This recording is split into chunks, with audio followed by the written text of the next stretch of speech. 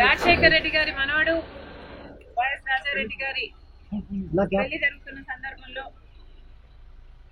చాలా మంది ఇన్వైట్ చేస్తున్న రాజకీయ నాయకుల్ని, అందులో భాగంగానే చంద్రబాబు గారిని కూడా పెళ్లికొచ్చి వాళ్ళని ఆశీర్వదించాలని కోరడం జరిగింది.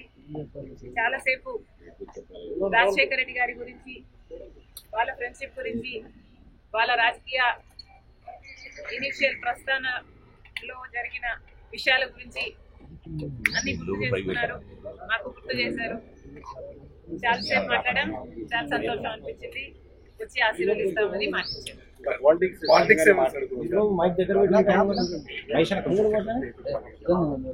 లేదమ్మా, యాక్చువల్లీ మోస్ట్లీ రాజశేఖర రెడ్డి గారి గురించి ఆయన ప్రస్తావించారు.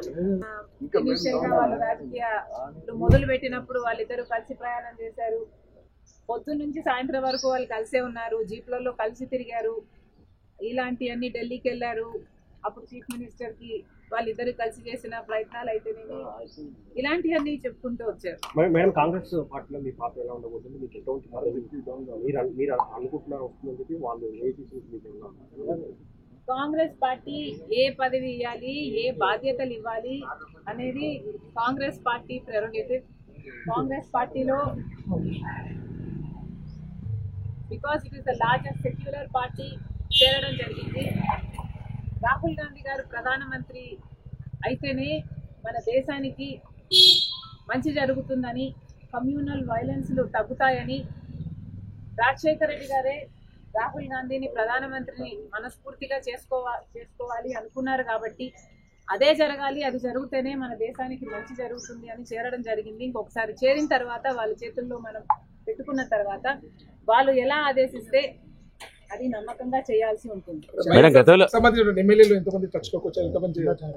ఈ అన్ని రాజకీయాలు ఎట్లా డెవలప్ అవుతాయి, నాకు ఏ బాధ్యతలు ఇస్తారు అన్న దాని మీద డిపెండ్ అయి ఉంటుంది. So we should all wait and see.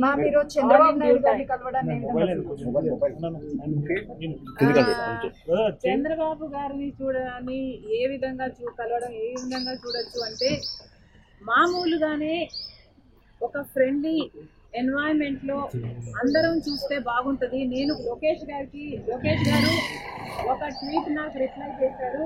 ఆ సందర్భాన్ని కూడా రాజకీయంగా చూడకండి. చంద్రబాబు గారికి ఒక క్రిస్మస్ కేక్ మాత్రమే పంపడం జరిగింది. ఒక కేకే కదండి, ఆ కేక్ అంటే మేడం ఇప్పుడు మేడం ఈ చర్చ అంటే ఏంటంటే, ఆ కేక్ కూడా మేము ఒక చంద్రబాబు గారికే పంపలేదు, ఇక్కడ కేటీఆర్ గారికి, కవిత గారికి, హరీష్ రావు గారికి, ఇట్లాంటి వాళ్ళకు కూడా పంపడం జరిగింది.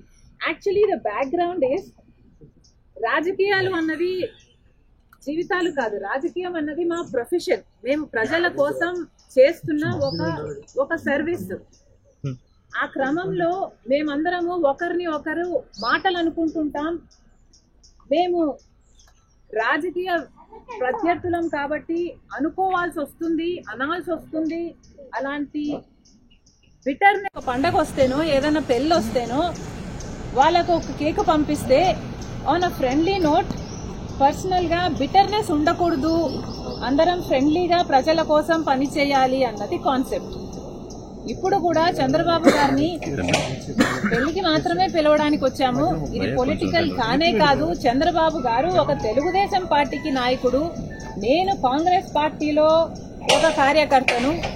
మాకు రాజకీయంగా ఏ లావాదేవీలు ఉండదో, ఉండకూడదో, ఉండబోవు కూడా. రాజశేఖర రెడ్డి గారు కూడా తన సొంత పిల్లల పెళ్లికి కూడా చంద్రబాబు గారిని ఇన్వైట్ చేయడం జరిగింది. చంద్రబాబు గారు కూడా రావటం జరిగింది, మమ్మల్ని ఆశీర్వదించడం జరిగింది. ఇదేమీ వింత కాదు, విచిత్రం కాదు. సో దీన్ని ఒక ఫ్రెండ్లీ ఎన్వైరన్మెంట్ తో చూస్తే అందరికీ పాత్ర ఉండబోదా?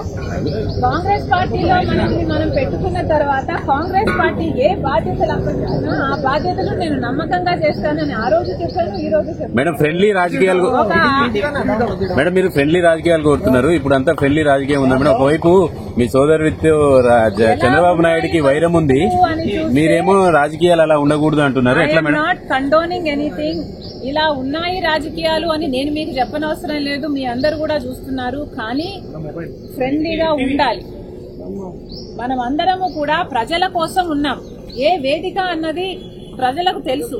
ఏ ప్లాట్ఫామ్ ని మనం ఎంచుకున్నా, ఏ పార్టీని మనం ఎంచుకున్నా ఉన్నది మాత్రం ప్రజల కోసం.